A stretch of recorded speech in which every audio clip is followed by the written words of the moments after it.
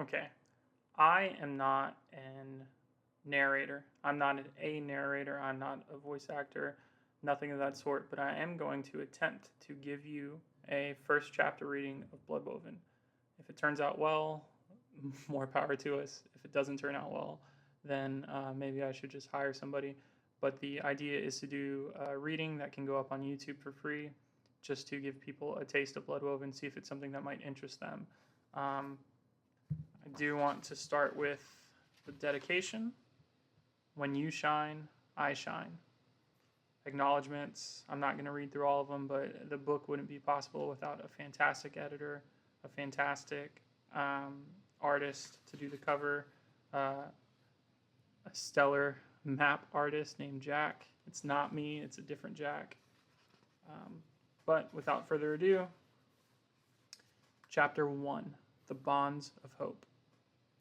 Nothing good happens on moonless nights. Lynn's mentor's words hung in his head, heavy as the crimson cloak on his shoulders, words which, more often than not, tended to be true.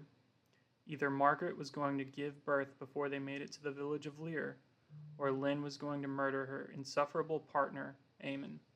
And here Lynn and his two charges sat, riding through a black forest, a flickering, bouncing lantern's light, the lone spark of safety for them. Not the least bit comforting. Dark, clawing branches overhung the path, and each gnarled finger-like limb threatened to grab Lynn from his saddle, and the roots were similarly troubling, protruding unevenly from the road, ready and able to lame a horse if not avoided. But Nebra, his horse, was Ferucium trained, just like Lynn, which meant she was good, any and all impurities hammered out long before they'd even had their first ride. And as dangerous as it was, this was the path they'd been set on when Margaret and Eamon, the two he'd been assigned to escort, decided they just had to get to the small village of Lear tonight of all nights. It didn't matter how vocal Lynn had been about the lack of moon, the pair had insisted. Eamon called it foolish superstition, and Margaret, kind as she was, wouldn't take no for an answer. At the very least, they should have made camp before sunset. Lynn dared a side glance at Margaret. The road was narrow and choked by the forest, so her and Eamon's shared mount was close enough that either mount tripping meant they'd all tumble. Margaret leaned forward in the saddle, her cheeks expanding and shrinking in forced breaths. Only the 6 gods and their one shadow knew the pain she might be in. As if feeling Lynn's gaze, she smiled at him.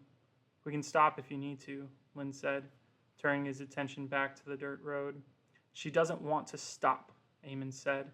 "But if she squeezes my hands any tighter, I'm not sure I'll keep saddle, right?" Lynn had suggested a wagon, but no, too slow, too costly. Eamon had seemed eager at the mention, but his opinion shifted at a whisper from Margaret, and before they set off, he'd made it exceedingly clear what Lynn's fate would be if harm befell either him or his pregnant partner. Eamon was the grandson of a Ferucium weaver, after all, and weavers held the fate of binders, like Lynn, in their outstretched hands, appointing assignments, issuing commands, communing with the Ladrican king in the north, and brokering peace across all of Danica, not to mention casting judgment on those who broke the binding tenets. Weavers were the top, and Eamon's relationship meant his words were as good as spun threads of gold. "We can make it." Margaret's voice was barely audible, like the whisper of a drowning woman fighting the waves for a single breath. Between the horses cantering, the wind whistling, and the beating of Lynn's heart, he barely heard it. Lynn frowned. They could make it. That wasn't in question. But could they make it safely, soundly? Lynn wasn't sure. Even if he had been alone, he wouldn't have traveled much past the sun setting, especially if the moon was hidden. Not even mentioning the increased rumors of Untethered massacring some of the most remote villages. Untethered. Lynn shuddered. Even thinking about the magic-twisted, once-human creature sent a chill sinking down his spine. Lynn noticed something in the distance. Past the twitching, dancing shadows caused by the orange glow of the lantern, 2 specks of light, like eyes, stared at him. His heart pounded harder, and he squinted. I think I see lanterns ahead," Lynn said. "Do you or don't you? One with the sight should know the difference between lanterns and what else might shine in the dark," Eamon said. Lynn snorted and held his tongue. If this had been the first time the man had spoken to him that way, it might have caught Lynn off guard. But despite the short time they'd been on the road together, 3 or 4 days now, Eamon often spoke in that tone, as if suggesting he was doing Lynn a favor by letting him escort them. Thank the six. Without a doubt, the specks were lanterns. Lynn sniffed and frowned. A cloyingly sweet scent carried on the wind, like overripened fruit sitting in the sun for too long, but with an undercurrent of rusted iron. He urged Nebra forward, the seed of unease in his gut blooming. Just a little further, there are lanterns.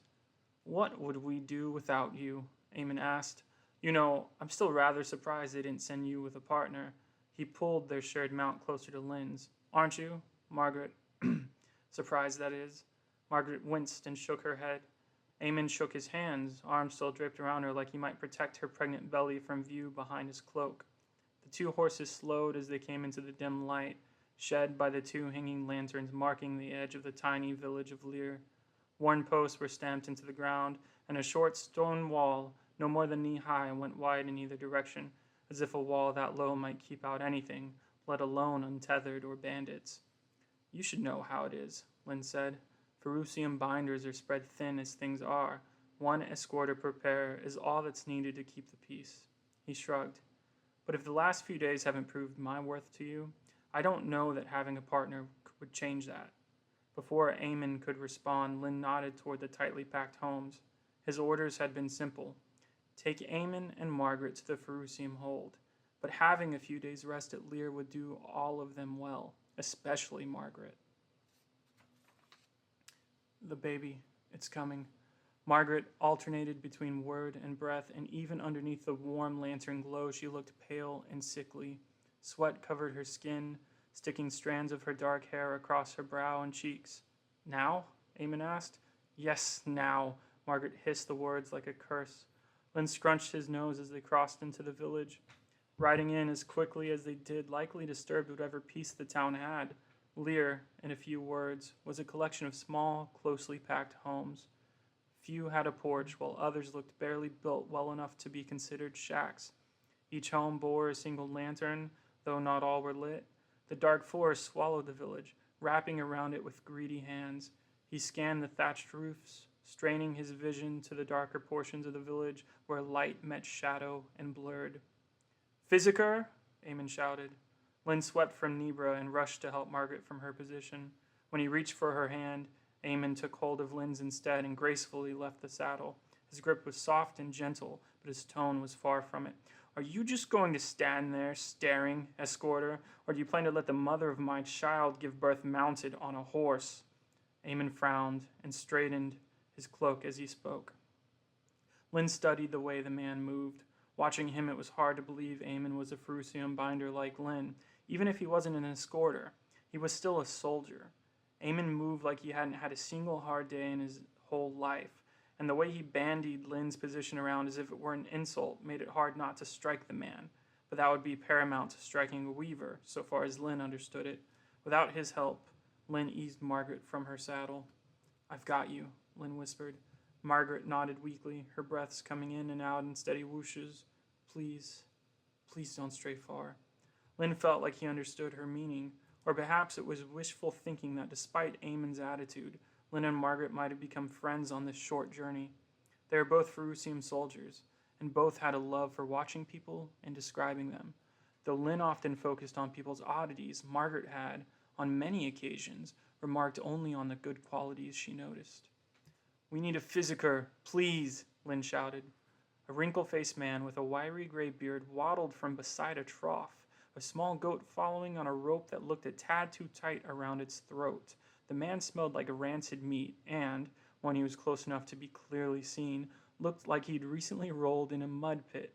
His hair matted to his scalp in a greasy tangle, and Lynn decided if this man were the physiker, he'd help Margaret give birth himself.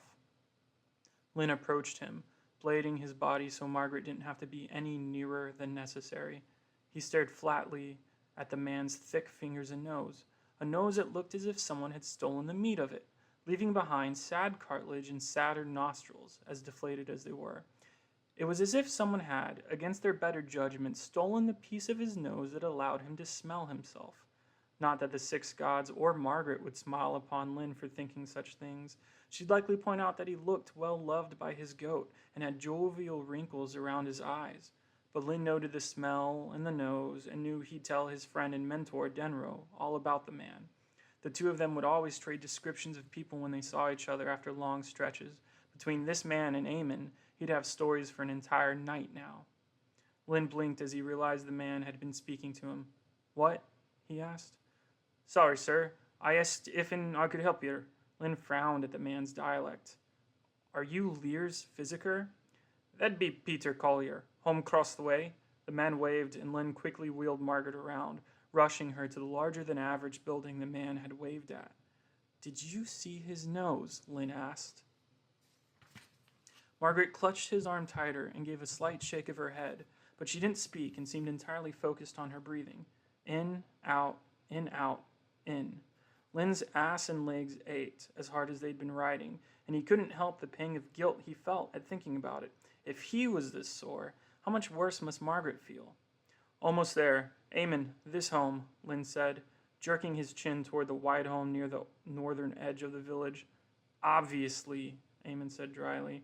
He pulled a wineskin from his saddlebags at some point and took a heavy pull on it as he jaunted over. "Back here," a wisp of a man called. As frail as he looked, it was a marvel that his voice managed to carry with as much authority as it did. He stood at the back of the building and waved a hand overhead as he slid on a tawny apron. "Wounded?" "With my child," Eamon replied. "I've got her. See to the horses." Eamon elbowed his way under Margaret's side and sighed as he took the brunt of her weight from Lynn. "Wait, please," Margaret whispered, hand clutching the loose cloth of Lynn's cloak. She stared at Lynn, stared into him. She looked as if there was something else she needed to say. Sweat covered her brow, sticking her dark hair to her temples and making her shine in the light of the lanterns. "I won't be far," Lynn said. He smiled and nodded reassuringly as he stepped away and toward the horses. The physiker asked questions that Lynn only caught the first clip of, and soon the group disappeared into the home. Lynn would care for the horses, and then post sentry as he'd done many nights. Lear was silent in the peaceful way of a village unbothered, despite how they'd ridden in. Ducked into the dense forest as it was one of the northernmost steads on the route southeast to the Ferusium hold. Lynn rubbed his eyes and stifled a yawn. They really should have stopped at the last town, but Margaret had so vehemently insisted on getting to Lear that Lynn was afraid the pair might abandon him if he'd refused to push the way with them. And he didn't want to think about what the Weavers might do to an escorter who failed to, escort. "We'll be that much closer to the Ferusium," she'd insisted. While she wasn't wrong, it all felt so reckless. He'd heard enough horror stories of binders struggling to give birth without pushing themselves hard for days on horseback beforehand. By the time Lynn was to the horses, he noticed the flat-nosed man who directed them to the physiker's home loitering mere steps away. Whether he was kicking rocks or admiring Niebuhr's flank was impossible to tell, but he kept far enough away not to be stomped on or bitten. The rope in his hand was slack, and the goat munched at the grass beside the man's feet. "Second guest in so many days. I'd bet the wee ones are beside themselves," the man said. He scratched the goat's head idly as he spoke, then stared at Lynn. His eyes were dull, dark beads tucked under thick brows, but Lynn couldn't stop glancing at the man's nose. "I'm sure," Lynn said. He pulled his eyes away, went to Niebuhr's saddlebags, and rummaged for the feed kept at the bottom. "Sorry, realized I didn't introduce myself proper. Alderman Pryor, at your service." When Lynn turned, the man wore a self-proud grin and extended his hand. Lynn pursed his lips, held his breath, and shook the man's hand. "Lyndal, of the Ferusium." The handshake lasted the span of 3 held breaths. When Alderman Pryor let go, Lynn checked his palm to be sure he didn't need to wash it right away. Villages like Lear had aldermen, coordinating efforts from whichever duke ruled the duchy, who coordinated efforts for the people on behalf of King Laudrum. Taxes and tithes, and not at all anything that Lynn cared about. Every alderman Lynn had ever met thought too highly of themselves for Lynn's taste, but how this man had earned the title of alderman was beyond Lynn, another point to share with Denro later. Perhaps he traded some of his nose meat for the title. He choked back a chuckle and covered his mouth as if he'd coughed. Oh, no doubt. Knew by the red robes and bird on 'em you lot were binders. But I didn't expect 3. Can't say I've ever seen more in a pair pass through. Alderman Pryor touched the leather cord around his neck and pulled out a small, unadorned metallic disc, a mark of his station, from under his collar. When he let it go, it settled against the crop of gray hair like a headstone for a sad burial plot. Lynn gave a polite nod and returned to caring for the horses, loosening the first saddle strap.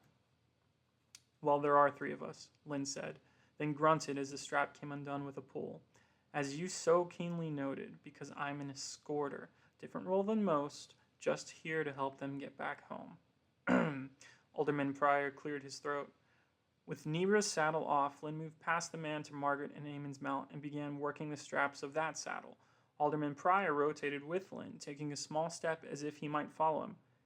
Escorter, so you aren't here to take any of the children, are you? The man asked, bushy brows knitting together. The question pulled Lynn from his thoughts and paused his hands on the strap. Ferucium soldiers didn't all have specialized roles, but most did. Escorters, evaluators, educators, envoys, and enforcers. Lynn didn't evaluate children for Ferucium recruitment. Neither did Eamon or Margaret, for that matter. But most people, even aldermen, didn't understand the structure of the Ferucium. And the more Lynn had learned about it himself, the more he was sure it was deliberate obfuscation. That was obfuscation. Are there any here that need evaluation? Lynn asked. He kept his tone flat as possible and didn't turn to face the man. Children, you mean? The Alderman Pryor asked. Yes. Here? Lynn sighed and turned to face him. Yes, I believe that is what you implied. Fair enough, the man replied, hand trembling as he touched his chain of office again. No one here needs to be evaluated, least of all children. Though I think Lempy here might have a knack for smelling the witchcraft you lot do. Lynn frowned and stared at the goat as Alderman Pryor touched its head. He'd make a note. Lear needed an evaluator, though odds were high it wouldn't be for a goat. As if it had been stabbed or was indignant at Lynn's thoughts, the goat let loose a blood-curdling scream. Nebra stomped, her ears flickering before swiveling around to listen to the north wind gusting. Lynn cursed under his breath. He'd let the man distract him, and the alderman's stench had overtaken something he'd recognized on the wind when approaching Lear. The telltale odor of saccharine rust. The thatched roofs were empty, and the trees at the edge of the village shifted with a fresh, cool wind that promised winter's impending arrival. Alderman Pryor spoke. Something about the damned goat. Lyn frowned as the creature wailed again. He spun in a half-circle and noticed the flash of light, so swift, so subtle, like the thinnest thread ever made had caught the sun and glowed with its warmth. A binding. The alderman stared where Lyn's eyes had landed, but he rubbed his eyes, squinted, and eventually shook his head. What are you staring at? Lynn had learned early on what a boon having the sight was. A true gift from the Six to see the magic binders were capable of, generally known as bindings, though the types were vast and many. Get inside and take that one whispered goat. If Alderman Pryor took offense to Lynn's foul language, he didn't voice it. He hurried away, looking back after Lynn more than he needed to, tugging the rotund goat by the lead around its neck. Lynn glanced toward the medicinary, and the field ahead exploded into thick bands of sun-kissed gold. It was like a swarm of fireflies flew into the air, twisting and spinning, deceptive in its lethality. Drawing his blade was something Lynn typically tried to avoid. As a Ferucium soldier, he'd had combat training and magic training, and as an escorter, he thought he was good at both, but combat always pressed thoughts into his head, better left out. Will this be the last fight? Will I not finally be able to start a family?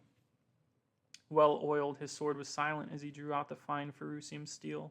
It was one of the old weapons, forged with magic and given to every capable soldier once they'd completed training. Lynn extended his left arm in front of him. His sword, short and easily wielded one-handed, was in his right hand, hilt up. He'd been taught that forming a binding, no matter the type, required a focus. Using his hollow-ringed pommel as one, he pushed his will and intention into the world like a thread through a needle's eye. At the same time, he pushed forward with his left hand. A simple weave, like a thick, smooth rope, shimmered into existence and arced horizontally into the binding flying at him. They clashed with each other in a flash of light and dissipated into bronze-hued sparks. Lynn searched for the source. Keeping his arm extended and pivoting, the horses had moved further from him, and the goat shrieked in the distance. Another flicker of light, another forcing of his will into the world. Each binding formed took a toll. They drew on a binder's own energy, though the theories on why ranged far and wide. All Lynn knew was what he'd been taught. Binding is a gift from the 6 faceless founding weavers who created the grand tapestry of the world, and the drain was from their one shadow. But there was a chance that drain was exactly what this assailant intended, wear Lynn down. It was impossible to know what sort of mental state an untethered might be in when it attacked. Lynn scanned the homes. Again, a flash of bright ethereal light arced towards him from his right. Lynn dodged around the magic, racing toward the home it had launched from. As he rushed, the cold air wet his eyes, but blinking the tears away could mean missing a binding flying for his throat. So stinging as they might be, he willed his eyes to remain painfully alert. There, he saw it standing in the shadow of a lanternless shack, covered head to toe in stitched-in bindings, blurred by tattered strings of cloth, was an untethered. There were flat, dull bindings, weaves, sharp edge ones, wefts. Then there were the blasphemous stitches that untethered laced into their flesh, fell bindings or stitches, as most who possessed the sight name them. It made untethered fast, strong, and even more inhuman. This one had wild eyes, stitches shining in the colored portion, and it stared back at Lynn. Lynn slowed his breathing and steadied his hands. It hadn't been guaranteed one of these one-loved abominations might attack, but that was why he was escorting the pair. Twin wefts sliced towards him with a flick of the untethered, shining wrists, binding without an apparent focus. It was unnatural, unholy, unfair. A blood-curdling wail tore from the medicinary, causing Lynn to snap his attention to the building. Another, softer moan followed. Another untethered. Lynn's stomach sank. Then his right shoulder was warm and wet and screaming in pain. He shifted and avoided the second half of the pair of wefts that hadn't stopped to wait for his attention to return to the fight. I'm one half of a whole fool. Lynn rolled his right shoulder and spared a glance at the cut crimson cloth and bloody gash underneath. The untethered sprinted across the field. Gangly limbs, intricate twisting lines of light just on the surface, like veins of gold, clawed at the earth as it ran on all fours. It was to Lynn in an instant. The brightness of its stitched flesh forced Lynn to squint, but he straightened his blade and slashed at the creature. It snarled, and with each strike, sent out more wefts. No dull-edged bindings from this monster. It meant to kill him. Lynn stabbed, but the untethered caught the blade in its hands. Then, like a beautiful shining mold, binding spread from its palms across the blade's flat side. What the fuck? Separation was impossible once something was bound to another until the binding broke. And while Ferucium steel could break bindings with its edge, excelled at it even, the steel was now stuck in the monster's magic. So Lynn released his grip on his hilt and refocused his will, forming a circle with his empty left hand and threading his intention into the world. A flat weave formed against the pommel of his blade and pushed it forward. Lynn knew better than to hope that would be enough, so he rushed forward and drew the short dagger at his hip. With a push of Lynn's hand, a second sloppier weave launched at the untethered's legs. It growled, low and thrumming like its insides were hollow. Some untethered could speak broken words, remnants of their humanity, but this one seemed feral. Lynn's sword bent in the untethered's hands, flexing, then sprung down with a spin and stabbed into the earth. The untethered had broken its contact, likely to avoid having the same done to its wrist from the force. With the barest twitch of its legs, the untethered jumped over the low weave Lynn had flung. Lynn blinked, sweat stinging his eyes. His cloak was heavy, his shoulder throbbed, and he couldn't help but look back at the medicinary. If there were a second untethered attack, it would imply intelligence, strategy. The untethered landed before him in a blur of gray mottled skin and bright twisting patterns. Lynn lunged at it. Swordplay hadn't worked. The unnatural one-love thing outclassed him in spellcraft, so that left running or scrapping, and Lynn had always been a scrapper. Sharp-edged wefts flew toward him through the air as he rushed to the untethered, but Lynn ducked and dodged and got his arms around the creature and squeezed. Holding on to the thing sent a reverberating hum through Lynn's chest like the untethered was a wire strung too tight, and the wind itself strummed it. Partly because the untethered growled, and partly because Lynn could feel the magic of the stitches humming against his own body. The untethered kicked and pulled itself back, but Lynn planted his feet. The sweat on the untethered skin made it hard to keep hold of, but letting go meant dying, and dying meant those two he was sent to escort would do the same. The same would happen to the child being birthed and each and every villager here in Lear. Dying meant he'd never have the chance to tell Denro about the places he'd visited and the people he'd seen. He wouldn't see what a good mother Margaret would be. Lynn squeezed, and moving his hands to angle it right, pushed the tip of his dagger into the untethered side. The untethered spoke nonsense. Its words were as knotted and unintelligible as the arcane light pierced into its flesh. Sharp pain from the already wounded shoulder spiked as the thing sunk rotten teeth through Lynn's cloak. The fabric stopped the worst, but the pressure was enough to bring spots dancing in Lynn's vision. Lynn squeezed tighter. The untethered bit harder. The world spun, and then they were on the ground, Lynn on top, but struggling to remain there. Lynn moved his head away from the untethered's mouth, and then headbutted the thing. Once, twice, 3 times. His sword rested in the grass too far away to reach, and the dagger was lodged in the monster's side. The untethered's breath was hot and rancid, and between that and the headbutts, Lynn verged on unconsciousness. Lynn screamed. Using the creature's neck as a focus, he threaded the needle of his will into the world once more and created a weft so thin he was like to cut himself forming it. The weft sunk in slowly, breath by breath. It looked like the untethered's flesh resisted it momentarily, sparking. Then the blood welled up, that same sickly sweet smell Lynn had caught on the wind earlier, rising with it. The untethered kicked, flailed, hissed, spat, and writhed against the sharp magic, but with its hands pinned, all it did was let the weft bite deeper into its neck. A final twitch, then it was still. Lynn slumped over. Heavy breaths puffed out like clouds in the cool air, disturbed by the steam from the untethered's blood. He looked around, but if there were more monsters hiding in the darkness, they didn't make themselves known. In the scattered islands of thatch and lantern light, faces appeared, peering toward Lynn. Children clutched tightly, partners holding each other, villagers who didn't know what the sounds of combat had been. To those without the sight, a fight had occurred, but they had no idea this thing that looked so human was a monster driven by madness. Lynn shifted his weight, rising unsteadily to his feet, and his shoulder throbbed. They would need to burn the corpse, give the untethered a chance to plead its case to the 6 above. But sure as Lynn was a Ferucian binder, the one whispered this thing's forgotten name. No doubt about that. Lynn rolled the body to the side and pulled his dagger out, the metal blade flaking with specks of ruined metal. Fuck.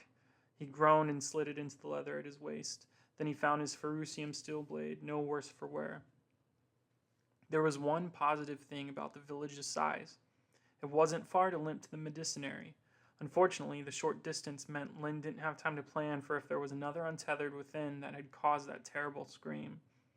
Lynn rested his hand on the door, sucked in a breath, and leveled his sword.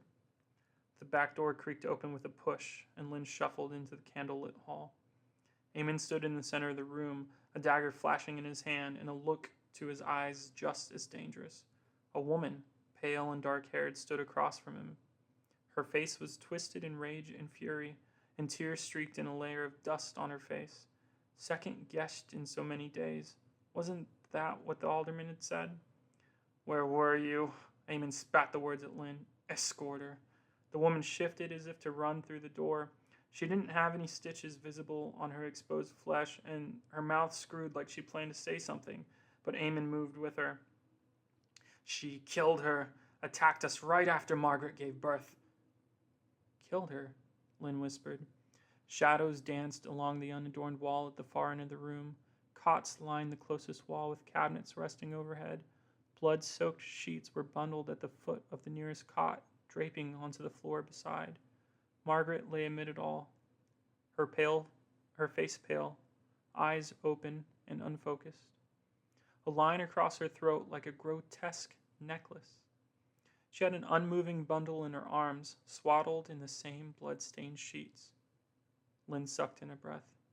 "Help me kill her. Kill her," Eamon choked out. "What?" Lynn asked. The physiker was nowhere to be seen. "Are you suddenly deaf?" Eamon shouted. Lynn stumbled further into the room and leveled his blade.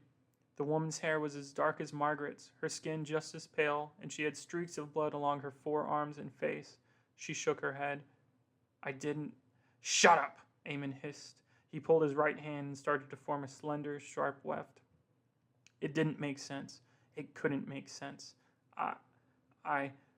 Untethered outside attacked me," Lynn said, looking back at Eamon. He blinked to stave off the tears that stung his eyes. "She pretended to be wounded, lying in a cot, and attacked us. Killed Margaret." Eamon leaned over, pulled Margaret close, and breathed in deeply through his nose. Stifled sobs shook him. "And the babe?" Lynn whispered. His eyes felt heavy as they rested on the small, soundless bundle. "Kill her." "I will not die here for your crimes." The woman swallowed and adjusted her stance. She doesn't look untethered." Lynn looked down at his sword and then back up at the woman. Where's the physiker?"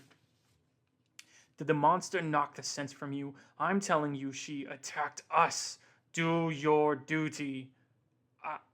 I need to understand first. You had one task: to safely escort us. My grandmother will be hearing of your many failings." Eamon took a step towards the woman, her back against the opposite wall now. Lynn moved faster than he thought himself capable. In a blink, he broke Eamon's weft and pushed the man back. He spun at the same time, sending out dull, flexible weaves. Then he envisioned the knot of weaves binding the woman's wrists and ankles together. She didn't seem to possess the sight, and apparently felt the thrumming shift in the air too late to react. The weaves caught her as Lynn intended, knocking her to the ground. Lynn turned back to Eamon and leveled his sword at the man who had sprung back at him, dagger pointed at Lynn's throat. Then the bundle in Margaret's arms cried, and the soft whimpers of a newborn carried through the room. Lynn opened his mouth, closed it, and watched Eamon step back and look down at his child. He had failed them, failed Margaret. "Move aside," Eamon whispered. "No," Lynn said. "Not yet." Okay. If we made it this far, that was one take. Take one. I'm probably gonna have to redo some parts of it. But that is chapter 1 of Bloodwoven. Currently in SPFBOX.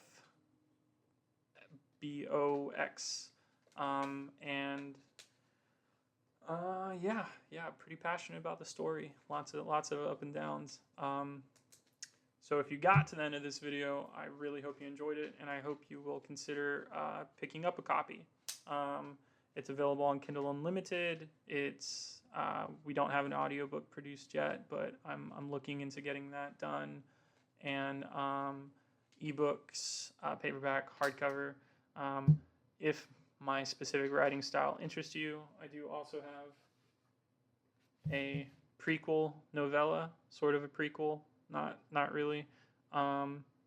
It does happen before the events of Bloodwoven, but it is about it's about an antagonistic force that Lynn encounters in Bloodwoven and how they came to be the sort of badasses, for lack of a better word, that they are.